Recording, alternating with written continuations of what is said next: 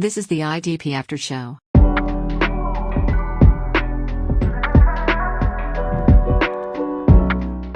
Hello and welcome to the IDP After Show with me, Jase Abbey.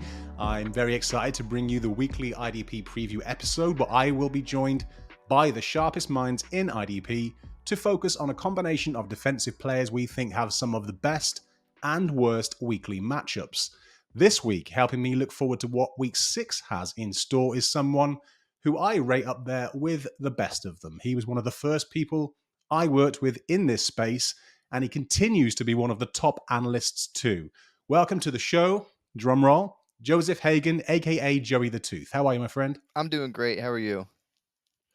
Yeah, really good. Feels like a long time ago now when we first came across each other, right? Seriously, yeah. Probably what, like 5 years ago? 5 or 6 years ago? Feels like longer still, but yeah, it's great to have you with me. As we do on this show every week, we're going to discuss 4 linebackers, 4 defensive linemen, and 4 defensive backs who we think have a chance to either produce or disappoint in week 6. And as we are so dedicated to giving the audience what they want, we're also going to chat about the winner of our weekly poll on Twitter, who this week was Packers rookie linebacker Edgerrin Cooper. So lots to get through, Joey. Before we get into all that, though, I want to talk about the Vikings very quickly. Yeah. A lot of people had them as their number one, right? Going into this time, this time last week, I guess. And obviously that Sam Darnold-led offense was a big reason why. But it was their defense who came up big in London, wasn't it? Yeah, definitely. I specifically remember the Harrison Smith sack, and I, for some odd reason, got so excited by it. I don't know. I've always been a huge Harrison Smith fan, so when I saw him blindside Aaron Rodgers, I sat there and I fist pumped, and I was like, "Oh, blindside sack!" And my 4-year-old daughter goes, "Oh, blindside sack!" I was like, "Yes." You and me both. I love some Harrison Smith and Yep. still getting it done despite being almost my age, which is incredible. So there's 2 things I like about this Vikings defense. And as is the case with, I guess, most of those top defenses, it's not 1 or 2 guys that are producing week in, week out. It's multiple players that are contributing, isn't it? Right. So that's the first thing. Second thing is they've still got a long way to go in terms of some of those players coming through, some of those younger guys. Dallas Turner, once he emerges, Ivan Pace still isn't seeing that kind of level of involvement that we know his talent is could probably justify. So to my mind, as good as they are currently, they've still got a ways to go to get better too. Right. And they once Dallas Turner comes back and he gets into the mix more, that pass rushing rotation is going to be absolutely phenomenal. With Van Ginkel, Patrick Jones, Jonathan Greenard, and then you add in Dallas Turner. It's like you can literally rotate and keep a fresh line off the edge for the entire game. And Harrison Phillips on the inside, he's been fantastic. He played great last week as well, again. And the linebacker group, as you said, like Ivan Pacey's coming around, but Blake Cashman's been great. And that trio of safeties, I mean, Harrison Smith, Josh Metellus, and Cameron Bynum, they've been fantastic. So, like you said, that defense looks great. And if the offense can continue rolling and playing well, the Vikings are going to be hard to beat.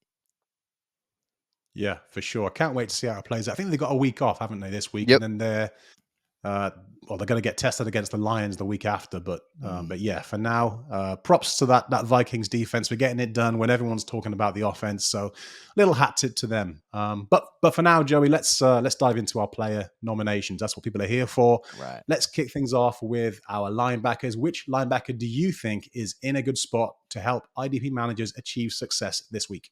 So I like DeMarvion Overshown with the Dallas Cowboys. I honestly didn't think too much of him going into the season. I thought it was going to be Eric Kendricks, and then who's the other guy I'm thinking of? Who did they draft from LSU? The LSU linebacker. Oh, Damone Clark. I thought it was going to be Damone Clark, and I thought it was going to be those two. But Overshown kind of took over Clark, and he showed his athleticism, his speed. The one sack he showed unbelievable closing speed. But they play the Lions. They're top 5 in points allowed to linebackers, and he's going to have his hands full following the tandem of Jahmyr Gibbs and David Montgomery. I mean, they're rushing the ball probably close to 25, 30 times a game with the 2 running backs. So linebackers stay incredibly active against the Lions. So I think Overshown is good as Eric Kendricks has been, I mean, he's been a tackle machine. Overshown has been phenomenal too. He has 37 sacks, or 37 tackles and a sack in 5 games, and 16 tackles have been in the last 2 games. So I'm looking at it for him to keep that rolling against the Lions. I like this. Yeah, he was the winner of our audience poll last week as the bonus player that people wanted us to talk about, and really, who can blame them? We talked about this briefly before we kicked this off, and he is that hot player, that hot linebacker right now that everyone wants a piece of, right? Mm-hmm. It's really nice to see him get that bigger role. His snap shares jumped quite significantly in quite a small period of time, and was it his best game against the Steelers? Probably not as good as it was the week before, but he'll be, like you say, a major factor in the Cowboys' plans this weekend, especially if the Lions target him nearly as much in coverage as the Steelers did in Week 5. So Right. yeah, I'm right there with you on this one. So my nomination isn't nearly as flashy as yours, sorry to say, but I'm going to go with KJ Britt. And we all know it was a slow start for him this year. All that preseason hype. I don't know if you were hyping him too. I certainly was. I thought he was going to be the next man, the only man up to replace Devin White. Right. Turned out that wasn't to be the case. Splitting time with Dennis behind David for those first few games, but now with Dennis landing on IR after injuring his shoulder in Week 4, Britt's snap share has increased, and with that extra opportunity, he's produced 16 tackles in the last 2 games. This week, the Saints, it's a favorable matchup for linebackers. They're top 3 in tackles allowed to opposition linebackers. So I kind of think that anyone who did keep the faith and hold on to him, or anyone that kind of went out there quickly and picked him up after Dennis went down, is in a pretty good spot this week and possibly for the next few weeks too. Britt's not that kind of full-time guy. He has been kind of hovering around that 90% range for the last few weeks. So I think anyone listening does have to bear that in mind if they're debating starting him over a kind of like an every down alternative. But Joey, this is bye week season, right? So Right. I assume there's a bunch of people out there kind of scrabbling around trying to find starters. And if that's you, and I think you can do a lot worse than Britt this week. Oh, absolutely. I mean, that's definitely enough volume to even make a weekly starter. I mean, you see some guys that are playing like 75% snaps that are still volume tacklers, and that's what Britt is. He's a volume tackler. They don't want to put him out in space. He's terrible in coverage, and that's the reason he lost snaps to Dennis.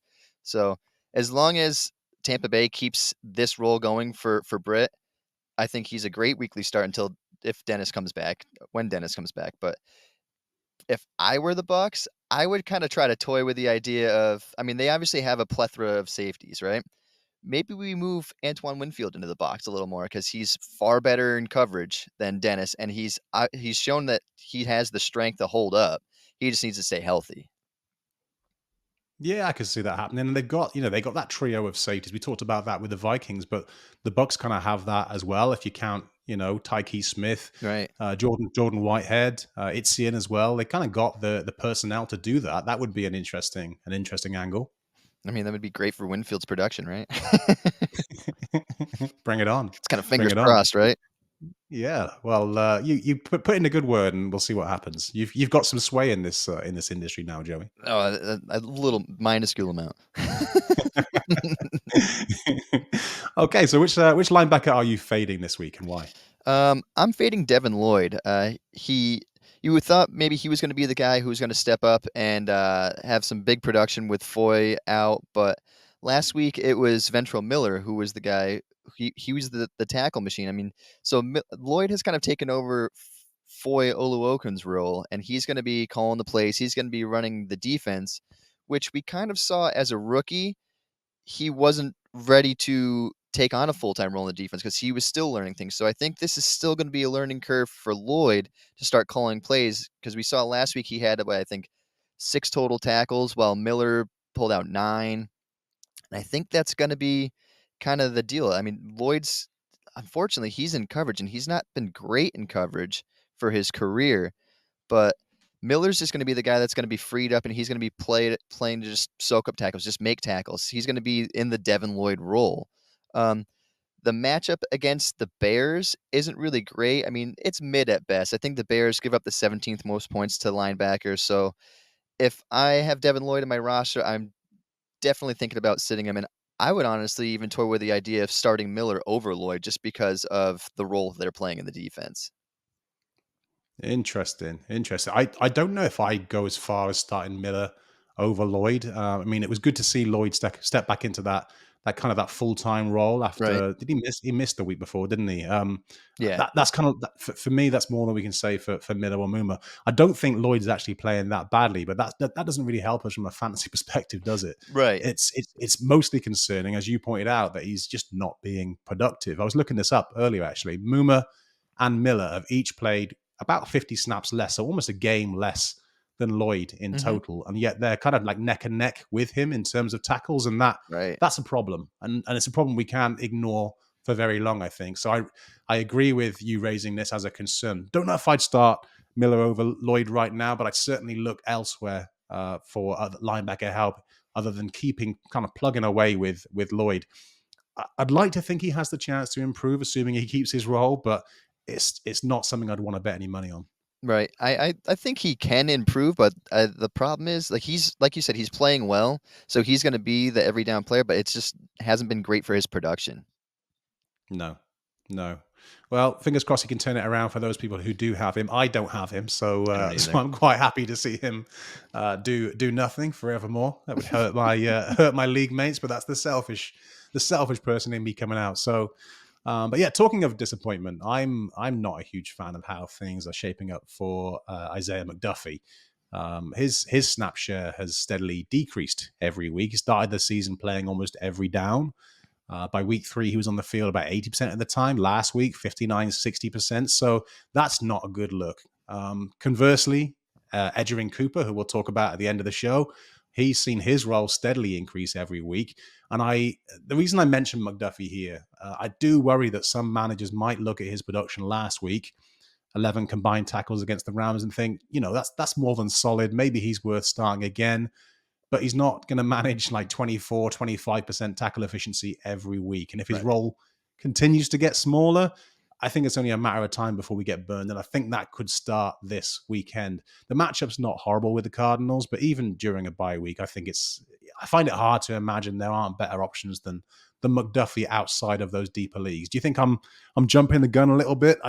No, I Where do you, absolutely where do you think you're stand? right. With the Mhm. way Cooper played last week, I mean, he kind of provides playmaking, and that's not McDuffie's game. McDuffie's a tackler, so to bring on somebody who can make plays outside of just the big tackle, I think it's going to get Cooper on the field more. And even if it's a 50-50 split, either way, you don't want to start either of them right now. Like McDuffie, especially considering that he doesn't make any big plays, he's just a tackle guy. You're not going to want him in your lineup, especially if his snap share is dropping down to 60, 50%. Yeah, totally with you. And if it does become that split, that 50-50 split for a game or two, then yeah, like you say, you can't start either of them. I wouldn't be surprised if McDuffie still led Cooper slightly for Hmm. this week, maybe the next couple of weeks, but like I say, it's trending in the wrong direction, and we try to pick out these guys who are trending in the wrong direction to get help. These our audience get a jump on, not starting these guys before they drop off a cliff, or maybe even trying to trade them, which is exactly what I'm trying to do with McDuffie in a few leagues now, and which I won't be able to do once my league mates hear this. So yeah, I've kind of shot myself in the foot Take him off the block. Sorry, there. guys. Yeah, right. So let's switch positions, Joey. Talk about some defensive linemen for a bit. Who do you think's in for a big week this week? Um, I like Nolan Smith with Philadelphia. First off, let's just say the Browns' offensive line has not been great. They've allowed the most sacks this season with 26, and that's by far. I think the next closest is 19. Um, Smith has had 5 tackles in consecutive games now, so it provides him with a solid floor. I mean, he's always shown great athleticism, and he's spent time as an inside linebacker a little bit in Georgia and on the edge. Um, he doesn't have a sack this week, but Deshaun Watson hasn't shown any pocket presence. His feet, I think, are just stuck in cement. So I would be very happy to plug Nolan Smith in as a bye week flyer this week, just because of his floor and the potential sack with how poorly the Cleveland Browns have been playing. Yeah, totally agree with you on the on the matchup for reasons I'll get into in a minute with my nomination. But let me ask you: were you a big fan of Nolan Smith when he was coming out? I was, but I was concerned with his role. So I'm like, is Nolan Smith going to play inside, or is he going to come off the edge? And if he comes off the edge, he joined the Eagles, who were incredibly deep at the time. So as much as I like the player, it was tough to get fully excited with where he landed and his role at the time. But I like how his role has expanded. Hassan Reddick's gone, so I do have some enthusiasm for Smith. I need to see him start to convert, get a few more sacks, a few more pressures. But I do love his floor. Like, I mean, 10 tackles in 2 weeks from an edge position, that's almost enough to start a player just because of the floor. Yeah, the way that you phrase that then in terms of wanting to see something from him is kind of where I'm at. I can sense that it's coming. You know, he's in that sort of 40% range snap share now, which he wasn't last year with lots of bodies there. There's still quite a few bodies there, but no one of the caliber I don't think of Reddick. Sweat's still kind of leading that group, but behind him there's like 2 or 3 guys, Graham, Bryce Huff. And now Nolan Smith, obviously. So I kind of need to see him do a little something before I get too invested. But like you said, if there's a week when he's going to do it, this is going to be it. The Browns' offensive line just conceding sacks for fun. This is going to be it, right? So it's so bad. Yeah. Speaking of which, I've nominated an Eagles defensive lineman here too. So I've gone with Jalen Carter. I do like his chance to make some noise against the Browns this week. And sorry, Browns fans, I do feel like I pick on the Browns offensive line and offense in general most weeks in this section. But me as well. It's okay. Yeah, until they can show like some signs of being able to keep Deshaun Watson upright, I do kind of feel justified in my approach, and I'd like to think that Browns fans know exactly what I'm talking about and don't just peg me as a hater, right? But they conceded the most pressures, the most sacks, 8 more than the next nearest team in second, and their offensive line is still banged up. Things got worse in that sense, Joey, last week when they lost their center, whose name I forget. Some would say maybe they got better given how he was playing, if I remember rightly. But even if, like, say, Jack Conklin returns in week 6, it's really difficult in my mind to imagine things just turn around real quickly. This isn't the case that they're just missing one really good player. That it seems like there's something fundamentally wrong about the offense right now, and a lot of people are pointing their finger at Watson, and I understand why. He's on a huge contract, but I don't know if it extends beyond him. We'll have to wait and see. Either way, doesn't change my mind about playing defensive lineman against the Browns every week until that changes. Carter, he has had a quiet start to the season, I think, if you look at raw stats, but through 4 games, no sacks. He has had at least 3 pressures in each of his 4 games, though, and was ranked before the Eagles by 7th at the position in terms of pressures. I know it's a risky game nominating a DT over an edge guy in this spot, especially in leagues that don't use DT premium scoring or require you to start a DT, but I think the stars are aligning for Carter to get his first sack of the season here. What do you think, Joey? I absolutely agree, and I was big on actually the both interior players on Philly this year. I mean, Jordan Davis and Jalen Carter. I mean, they're young, they're athletic. I mean, Jordan Davis at his size is unbelievable. We won't get into that, but I think personally, I think Carter is the better player, and it comes from a pass rushing standpoint. So, what he can provide to that interior of the Eagles defense, if they can get going, I think you'll see the Eagles start to win a lot more games. So I think that defense needs to get some pressure. That's the big thing on that defense, because they're behind that line. That line's really good, but behind the line, it's a little suspect. So I think if this is a great game for both Davis and Carter to get on the right foot and to get that entire defense humming like it was last season. Yeah, totally with you. And I almost nominated Josh Sweat here for a lot of the same reasons. Yep. The similarities between him and Carter are quite pronounced. So Sweat also has a bunch of pressures and very few sacks, only 1 sack I think so far. But he's the kind of defensive lineman that I would be targeting as an edge 3 in a lot of leagues right now, because he is being disruptive. He's just not being productive, and we know that production will catch up sooner rather than later. And I think that's the case with Carter too. So maybe this is the week when maybe Sweat, Carter, and Nolan Smith all get home this week. I wouldn't want to place a huge bet on it, but I wouldn't want to bet against it either. I mean, that'd be a nice little parlay bet, right? There's probably some crazy odds on that. Let's talk to Mike Wooler about that. Yeah, I mean, hell, I've talked myself into it now. I'm going to go and do it once we're done recording here. So those are the guys we think can help. But which defensive linemen do we think are going to let IDP managers down this week? I think it's going to be Kayvon Thibodeaux of the Giants. He plays the Bengals. They've only allowed 11 sacks this season. Joe Burrow's shown great pocket presence. Offensive line looks much better than it has in recent memory. I mean, the Bengals have always had kind of a suspect offensive line, but they've looked great this season. Thibodeaux's taken a back seat to Brian Burns as the lead edge rusher. I mean, last year Thibodeaux showed great promise, and everybody I think got excited over him. And then they traded for Brian Burns, and now you all of a sudden have this trio of Brian Burns and Thibodeaux, and then add Azeez Ojulari into the mix. I was always a big Ojulari guy, but he was the one that ended up taking kind of the back seat to Thibodeaux and Burns. But he's still been kind of making splash plays. Like early in the season, the first 2 games of the season, I think he made splash plays, and it took Thibodeaux till I believe it was last week to come up with his first sack. And now it's just the rotation mixed with the bad matchup. I think I'm just going to sit Thibodeaux for this week. If I'm going to start any of them, it's going to be Brian Burns. Yeah, I hear you. I think you kind of just about covered it there. And there's a small part of me that's kind of holding off on going all in on Thibodeaux because I feel like I've been criticizing him for a little while now, and I don't want to come across again as a hater. But for me, he is that perfect example of why we don't always chase sacks. Last season, 13 sacks. That was wonderful, but he only had like 43 pressures, which ranked 100th out of 125 edge guys. I know he was still young, still developing, still yet to hit his ceiling, but yeah, that was a concern for me and a reason not to get overly carried away about those 13 sacks. This season, started really quietly.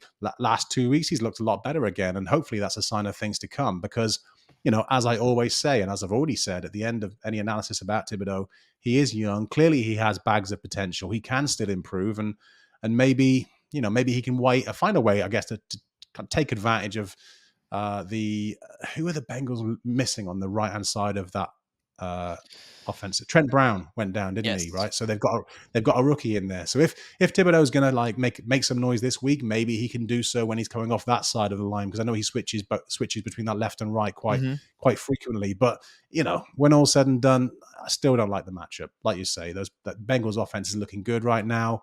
And I don't think that rookie OT is allowed a sack yet. Don't really think he's faced many like dangerous pass rushers, but I wouldn't place Thibodeaux into that bracket as being a dangerous pass rusher yet either. Not yet. So I'm fading a guy who I think is or has become a dangerous pass rusher this year, and it's Dorance Armstrong. And I understand that he's in excellent form over the last 2 or 3 games, right? I do like his chances of putting together a good season. I was just talking him up last week when invariably, Joey, he was facing the Browns, right? So I will say I was kind of pleased to see him deliver in a big way and made me look good. But, despite how well he's looked recently, the reason I'm fading him is the matchup, purely the matchup this week. The Ravens, they're not allowing a ton of pressure. And although when they do allow pressure, it is coming off that right-hand side, which is where Armstrong is going to spend most of the time. Only 10.4% of those pressures have been converted into sacks versus the Ravens. And the reason for that, or a large reason for that, is Lamar Jackson. He's just too damn evasive, right? No one can catch him, even when they beat their blockers. So, it's always tough, I think, with these edge guys, with any players on the defensive line. It takes one excellent play on their behalf or poor play by the guy who's supposed to be blocking him to make our nominations look silly. But we want to talk about guys who are on the radar of IDP managers, and Armstrong's definitely that. He's one that people are going to want to plug in based on how he's done over the last 2 or 3 games.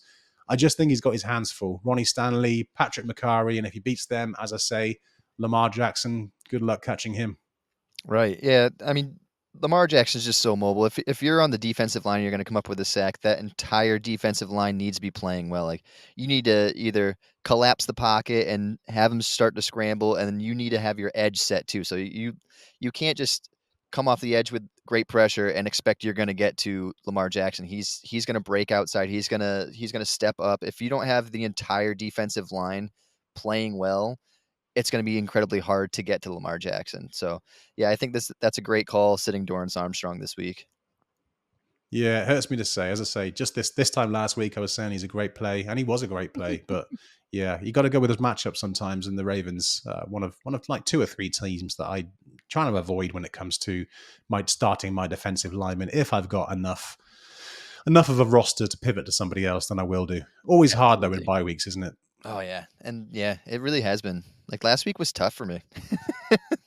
Yeah, you and me both. I think week 5, I can't remember what other week is horrible for me as well. What's the week where we've got the most buys this year? I don't know what it is, but I'm sure that's going to be horrible too. Yeah, I, Um, I think so our IDP show, the Madness tournament, I think I had like 6 players on a bye, and then I have a couple players on IR. I think I only scored like 90 points last week. It was ugly. I think I was in a similar boat. I've been hammered hard by injuries, and yeah, just like you say, when those bye weeks come along, it just makes those injuries even worse, especially because we can't pick up players. So yeah, it makes Right. it fun though. It Hence does. hence the name Madness, right? Yep. So Absolutely. let's talk some DBs. Which DB has you excited this week, and why? I like Kerby Joseph. I've liked Kerby Joseph since he was at Illinois. He's got a great matchup against Dallas, mainly because I think Dallas needs to start taking shots downfield. I mean, CeeDee Lamb was obviously frustrated last week with Dak. I saw a video of him yelling at Dak on the sideline, and Dak's just staring straight ahead. It's like he's obviously saying something that Dak doesn't like, but he's going to hold it to himself and be a good leader and not fight back with his wide receiver, which was good on Dak's part, but they need to start taking shots downfield. And Kerby Joseph is just a ball hawk. I mean, he has 3 picks in 4 games this season. He had 6 tackles in the Lions' last game. So I think with Joseph kind of being in that free safety role, but a ball hawking free safety role, I think he's a perfect matchup against Dak and the Cowboys this week. Yeah, and I know this doesn't help in a fantasy sense. Well, it helps him stay on the field, which is good for Yep. fantasy purposes. But I've been really impressed with how Joseph's just played this year. Right, he's been fantastic, and the fact that from his free safety role, he's still tackling at a pretty efficient rate, so, that gives me the enthusiasm to play him. Yeah, yeah, I like this call. Like you say, he has been a ball hawk, as you mentioned, and we know those big plays probably won't. In fact, they definitely won't continue at this rate. But he's Right, a full time guy. He's had 2 solid outings in terms of tackle numbers. Just looking through his game log here, and even though Branch was back at practice yesterday, which makes me think that those slot snaps that we saw mhm, Joseph in last weekend probably won't be there in week 6. That Dallas offense is a good matchup for opposition safeties. They were an above average matchup heading into week 5, and we saw the kind of game that Minka Fitzpatrick and Deshaun Elliott had against right. them, where they both ended up with double digit tackles. So yeah, I'm with you on this one. So I am intrigued by Marte Mapu, for reasons I'll get into. So last week the Patriots were without Kyle Duggar.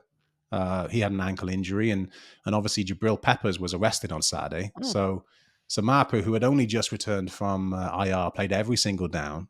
It wasn't exactly, and you can't call it a vintage performance, right? He missed a few tackles, but he still finished with 7 combined tackles and a pass breakup. And we don't know Duggar's status at the time that we're recording this show. I don't think anything's come out in the last sort of half hour or so. Something for our audience to keep an eye on. But you'd have to think Peppers wouldn't be playing, right, Joey? right. Oh, yeah, definitely not. Yeah. So it kind of seems to me that Marple will get another start this weekend. And, one of the things, and the primary reason I've mentioned him here, I like about him is the way the Patriots like to use him. He's listed as a DB on Sleeper and on MFL, but he's essentially a linebacker in all but name. He plays the vast majority of his snaps around the line of scrimmage. 61% of his snaps were spent either in the box or on the defensive line last weekend, and that helps his tackle numbers.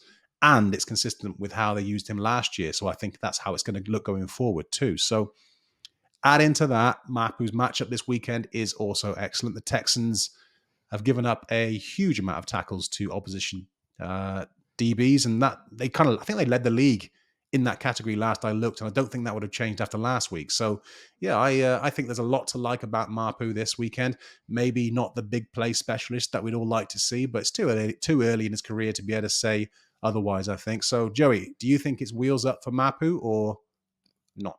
Absolutely. I was actually gonna go with Mapu myself until I looked in your notes and he was there already. I was like, "Son of a gun." I love his role. Like you said, he's probably playing more of a linebacker role, and I mean, with Bentley out, there's really nobody else on that team that plays a sufficient linebacker role where they have Raekwon McMillan. It's just not a great idea to put him out there. I think Mapu's athleticism and his his ability to tackle. I mean, he's a strong tackler as a DB. So I love this call, and I love the fact that he played every down last week. And I think he can actually run with this role moving forward. I think if he can keep playing well, even if Bentley comes back, he can play with Bentley. Yeah, and I was talking up to Vi maybe like 3 or 4 weeks ago based on how he had improved over recent seasons, but ever since then he's kind of completely stunk it up. So yeah, maybe you're right about Marpo, and maybe he is the future. There was a little bit of buzz about him at points last season, wasn't there? Right.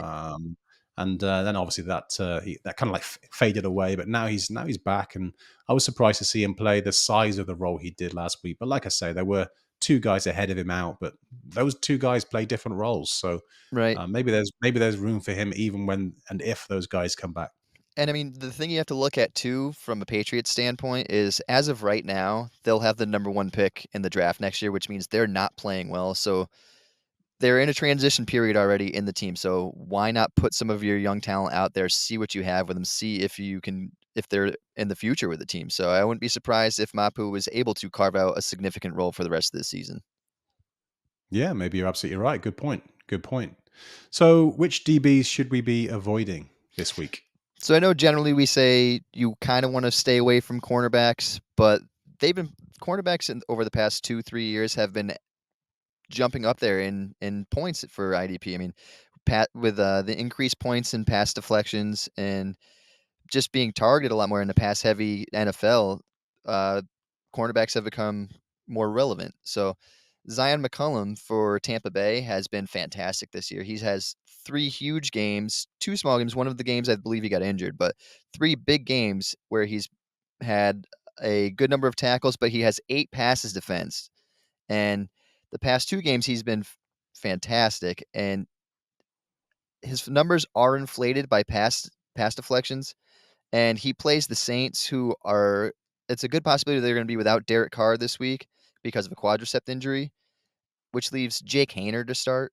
And I don't think that they're going to be throwing the ball nearly as much as they do with Derek Carr. It's probably going to be a lot of dump offs to Alvin Kamara. It's going to be a run heavy game. So for somebody who has a lot of his points inflated by pass deflections, I think I'm just going to put Zyon McCollum on my bench right now. Yeah, yeah, I can understand why you'd say that. I mean, I like the thought process. Right, it's be easy to kind of sit here and say, he's a ball hawk. He's facing a backup quarterback in all probability. Did I see Carr was likely to be out 1 to 2 weeks, Mm-hmm. or was that not official? I can't remember, but I know he was either, getting looked at today to make it official. yeah, okay. So worth checking back on that. But either way, that injury, that oblique, sounded painful. Right. Maybe he's not himself. Even if he does go, if he doesn't, Hainer, maybe Rattler if if the fans get their I way. know. But yeah, it'd be easy to say like McCollum's at a ball hawk. He's facing a backup quarterback. There's a lot to like about the situation. Maybe McCollum can get another pick. He can keep that streak going. And you know, if that quarterback was able to or was given the free reign to target his wide receivers, that would be the case, I guess. But like you say, will Hainer or Rattler do that? I don't think so. I think we'd see a heavy dose of the ground game, and as you say, dump offs to Kamara. It just makes a lot more sense. Yeah. Hmm. So my guy here is, and this one pains me a little bit because it's a guy that I really liked heading into the season. It's Julian Blackmon. And as I say, I drafted him in a bunch of places, hoping we'd kind of see the same guy we saw last year. Mm-hmm. Things kind of looked promising at first. Started the year, 18 tackles in those first 2 games. I was feeling very smug about like grabbing him really late in drafts. But the last 2 weeks haven't been nearly as productive. 7 combined tackles in those last 2 weeks. And, we do expect a lot of inconsistency at the position. We know that happens, but it's not encouraging to see that his teammate, Nick Cross, is playing in that box role while Blackmon is now lined up really deep, much deeper than he was last season. So Right. I think when you add in the Colts matchup versus the Titans, it's one of, if not the worst matchups for opposition safeties this year in terms of tackle production, at least. So for me, it makes Blackmon a pretty clear fade this week, and sadly, possibly beyond. So yeah, that's where I'm at. Do you have a ton of shares in Blackmon, Joey, or did you avoid that I trap? I actually have a ton in cross because I knew Blackmon had a ton of hype this year, so I just waited till like the end of every draft, and once I saw Cross had a starting role, I just used my last pick on Cross. Said, hey, you never know. I was big on Cross as a rookie. I thought he was going to play well, and then ultimately he got benched. But Well, in that case, then I hate you, and I take back all of the nice things I said about you at the top of the show. I have so many Nick Cross shares, and it's been so great this year because I think he leads DBs and tackles this year. Yeah, I wouldn't be surprised. It's I can't been remember great, the and exact, but and yeah. last week he came up with an interception too. So it's like, so yeah, I'm with where Blackman's playing. I mean, I think Blackman's probably the better player, which is probably why they put him deep because I don't think you can trust Nick Cross in coverage. So hats off to Blackman for being versatile, but it just hasn't been great for IDP production. I'm glad Blackman's versatility has helped you. It's hurt me. It's hurt me. Or maybe Cross's lack of versatility helped me. Yeah, that's true. Okay, look, let's wrap up today's show by talking about the bonus player who won the poll that we put to the audience on Twitter or X, if you prefer. And that guy this week, Joey, was Packers rookie linebacker. We touched on him briefly earlier on, Edgerrin Cooper. Now, his snap share is trending in the right direction, as we talked about, but it's not quite where we want it to be yet, 38%. Right. That kind of puts him a distant third still behind Quay Walker, obviously, and McDuffie, who was in on like 59% of the snaps. Is that enough of a concern for you, Joey? Do you think that changes based on how much of an impact Cooper played or had last week going forward?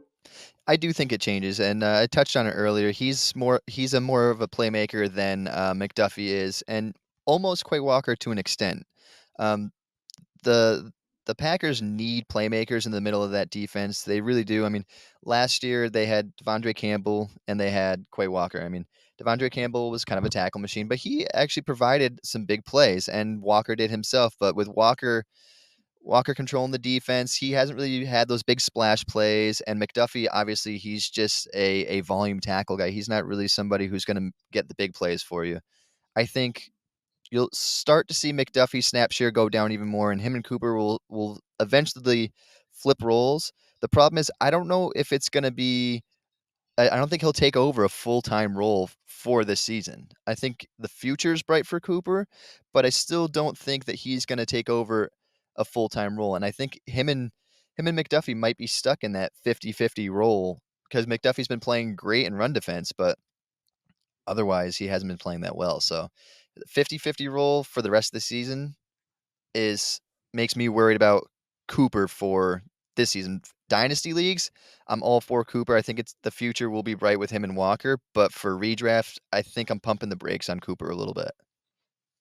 That's the thing, right? Yeah, absolutely. We tend to want to think in absolutes, don't we? So we're like, we want that guy to be the next guy up, and maybe we assume that he'll assume a 100% role, but that's just not always the case. Right. Increasingly, we're seeing this like division of duties between more than two guys, three guys, sometimes four guys. Thinking back to how the Chiefs have handled things in recent years at times, so Spag. that's painful to watch as fantasy managers, but we have to roll with it and get used to it, which is why I think those top guys, those top linebackers, 30 or so who are full-time, are so valuable now, isn't it, right? Oh, absolutely, absolutely.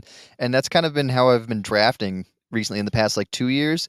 Defensive line position, there's a lot of rotations now. There's a lot of people playing like 40-50% snaps. So defensive line position is getting deeper. So I'm kind of almost not fading, but I'm not as aggressive in draft. If I don't get like those top 5 edge defenders, I'm going to go to those linebackers who I know are going to play every single down, who are volume guys and playmakers like your Roquan, your Foy. I'm okay with taking those guys 4th and 5th in drafts just because that role is getting smaller and smaller. I mean, there's more DBs on the field. So there aren't really that many full-time productive inside linebackers anymore. You have probably like 12 to 15 who are legitimate starters, like full-time role players that are also playmakers. So I'm kind of getting more aggressive with those inside linebackers than I am with the edge defenders now.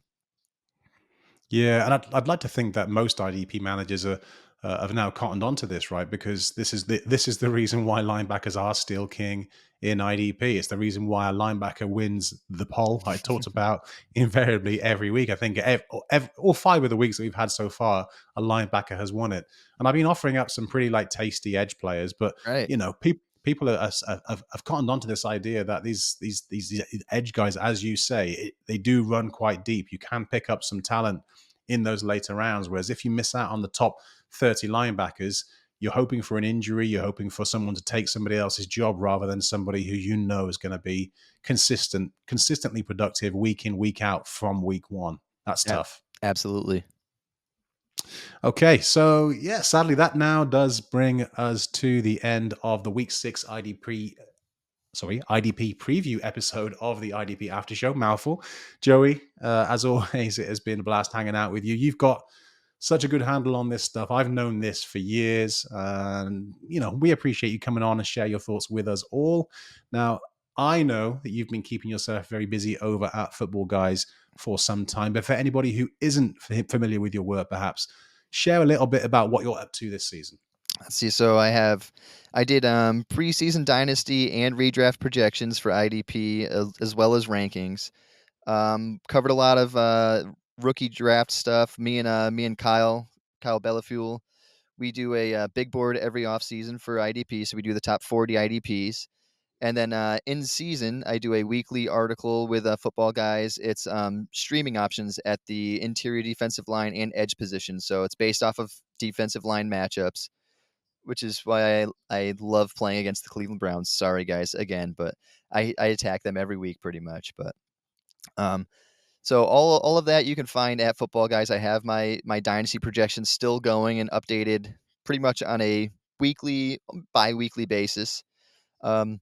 So you can find all that there. And I also would like to thank everybody for hanging in there with me in my little studio here. I'm actually in my car in a park because I have work going on at my house. So if my video isn't the greatest, I would like to apologize, but thank you for hanging in there with me. No, the audio quality is great. As I say, I wanted to get you driving around as we were recording the pod, but maybe I'd get you in trouble. Who knows? But yeah, touching on your projections, Joey, you are one of only, I think, 3 people, 4 if we include Mike Clay. So you, Tom, Mike Wallet, the IDP show, you guys do your full season projections. That always blew my mind. I always say I'll get around to it. I still haven't got around to it. How are your projections shaping up so far? Pretty decent. Some of them a little far off. Like I honestly, when I started my projections, I had Pace over Cashman, and then that just kind of faded. So that's the one that's kind of hurt me a bit. Levante David's been there, which is great because I was excited about Levante David. I mean, they only had Britt and Dennis, and I was not excited over either of them. Honestly, like as well as Britt played at the end of last year, I had never really looked at him as a full-time player. I kind of looked at him as like Devin White. I mean, they both had their deficiencies, so I wasn't sure what they were going to do and with their plethora of defensive backs. I thought Britt and Dennis were kind of fades for me. Dennis was kind of blew me away to start the season because he played great, but otherwise, it's honestly been pretty good. So I was off on Jack Campbell too. Jack Campbell, I don't understand that. Like the Lions just need to unleash the guy. He obviously plays well. I mean, he's good. I don't know. They see something that we don't, and it's driving me bonkers. I need to know what it is. Tell me why he's not in a full-time role. Tell me why Anzalone holds that full-time role. I don't get it, but I'd love to hear Campbell tell me about it. I feel similarly about Pace, although, as you pointed out earlier on, Cashman's at least playing well. Yeah. Whereas, you can't always say the same for Anzalone. Played better last year than I imagined he would do. Right. It's time for Campbell. But Pace is for me, and credit where credit's due. John Mackey was the first person I heard sort of pumping up Pace. Yep. Even before the draft last year. Right. And I was slow on the uptake, but yeah, he's pretty impressive. I'm desperate to see him in a busy role where I can plug him into my lineup and just watch him do his thing. He's a lot of fun to watch. I mean, last year he was so good. So good. Yeah. Well, the pain continues, at least until Cashman and Anzalone go somewhere else or do something else. Who knows? But yeah, I go off on a tangent. I do this all the time. Joey, everyone's heard about all your work there. Please, audience, go check it out. Joey is a master at what he does. And I don't say that lightly. As I say, I worked with him Appreciate it. before, and he was one of the best everywhere I've gone. So please go and check it out. To our audience, whether you are listening on Spotify or Apple or watching us on YouTube, thank you guys and girls. And for me personally, the guest interview feed, this guest interview feed every week is one of my highlights of the week. And I haven't done this so far this season, so I'm going to take a moment to do this right now. But I want to take a moment to thank the people that do make this happen. So Josh, Adam, Bobby, my guests, such as Joey and Nicola, who helps with audio production. I'm very grateful to you all. And I really hope our audience has as much fun and finds this as helpful as we hope you do. So if that's the case, and even if it isn't, please send us your feedback. Don't be too harsh. And don't forget to subscribe to our channels for all our future episodes. As always, the very best of luck to you in your matchups this week. And I'll be back again next week to help you prepare for week 7. Bye for now. This was the IDP After Show.